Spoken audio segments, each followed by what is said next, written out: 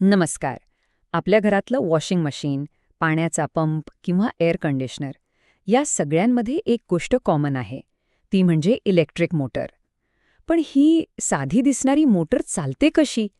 आज आपण याच सामान्य मोटरमागे लपलेल्या एका जबरदस्त इंजिनिअरिंगच्या कथेबद्दल जाणून घेणार आहोत. चला मग सुरू करूया.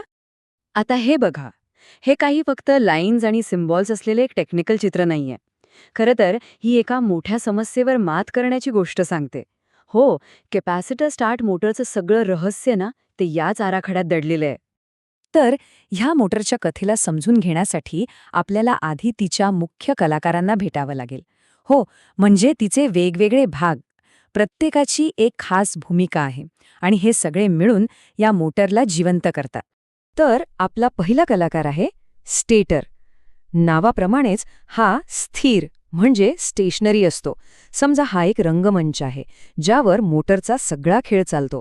हाच संपूर्ण रचनेला आधार देतो.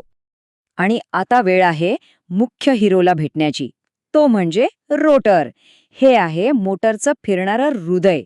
याचं काम एकच, फिरायचं आणि गती निर्माण करायची. सगळी खरी जादू ना ती इथेच घडते. आता भेटूया मोटरच्या मसल्सना, म्हणजेच वाइंडिंग्सला. ह्या काय आहेत तर तांब्याच्या तारांचे गुंडाळे. जेव्हा यातून वीज वाहते ना, तेव्हा एक मॅग्नेटिक फील्ड म्हणजे चुंबकीय क्षेत्र तयार होतं आणि याच शक्तीमुळे मोटरमध्ये हालचाल होते. अच्छा, पण इथे एक ट्विस्ट आहे.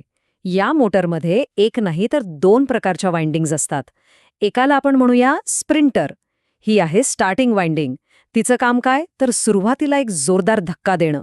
आणि दुसरी आहे मॅरेथॉन धावपटू.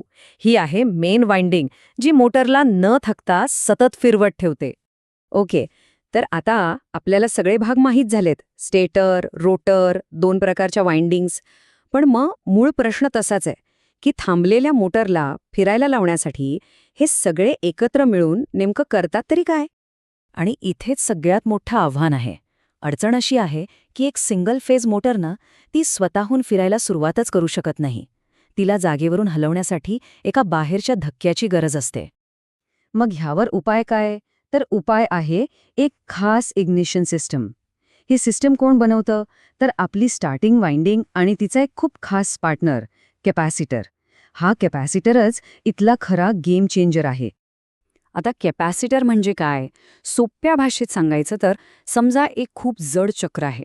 त्याला फिरवायचंय तर सुरुवातीला एक जोरदार धक्का द्यावा लागतो ना. कॅपॅसिटर बरोबर तेच काम करतो.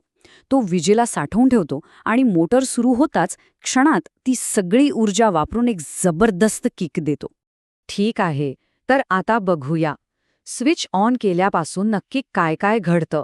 ही सगळी प्रक्रिया कशी काम करते ते टप्प्याटप्प्याने समजून घेऊया.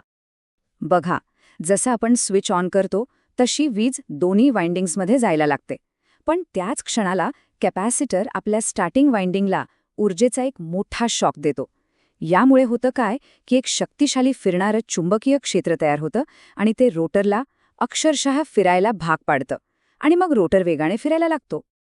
पण थांबा, स्टार्टिंग वाइंडिंगचं काम तर झालं. तिने मोटर सुरू करून दिली. तिचं काम फक्त काही क्षणांपुरतं होतं. मग पुढे काय? तिचं काम झाल्यावर काय होतं? यासाठी आपल्याला परत एकदा त्या डायग्रॅमकडे बघावं लागेल. इथे एस असं लिहिलेलं दिसतंय ना, हा भाग खूप महत्वाचा आहे. हा आहे एक स्विच, एक ऑटोमॅटिक स्विच जो मोटर चालू झाल्यावर सर्किटमध्ये एक मोठा बदल घडवतो. होतं काय आहे की जेव्हा मोटर आपल्या पूर्ण वेगाच्या साधारण 75% पोहोचते तेव्हा हा स्विच आपोआप ओपन होतो, म्हणजे उघडतो. तो मोटरचा वेग ओळखतो आणि अगदी योग्य क्षणी स्टार्टिंग वाइंडिंग आणि कॅपॅसिटरला सर्किटमधनं बाजूला करतो. आणि स्विच उघडला की स्टार्टिंग वाइंडिंग आणि कॅपॅसिटरचं काम संपलं. ते आता सर्किटच्या बाहेर आहेत. मग मोटर कशावर चालते? तर फक्त मेन वाइंडिंगवर, म्हणजे आपल्या मॅरेथॉन धावपटवर. आणि ती अगदी आरामात आणि कार्यक्षमतेने चालत राहते. तर आता थोडं थांबून विचार करूया. किती सुंदर आणि कल्पक डिझाईन आहे हे, नाही का? म्हणजे सगळं कसं ऑटोमॅटिक घडतं.